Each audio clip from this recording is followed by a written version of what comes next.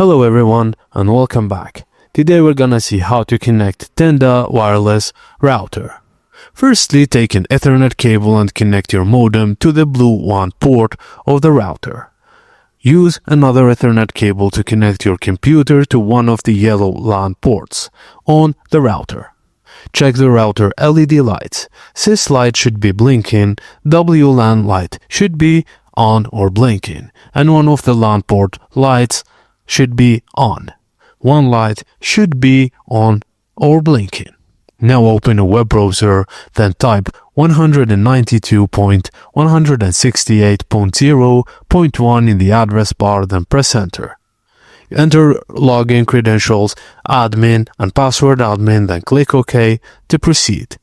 On the home page, click Next to open the setup wizard. Enter your internet connection, then type consult your ESP if you're unsure.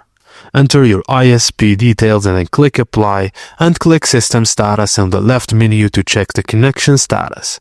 If disconnected, check the modem to router connection.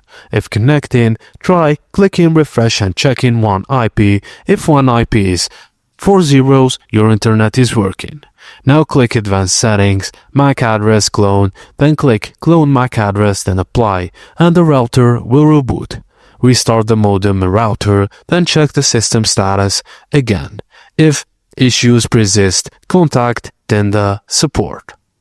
If you want to change your Wi-Fi name, click WLAN settings, basic settings, change SSID, select channel 6 and apply.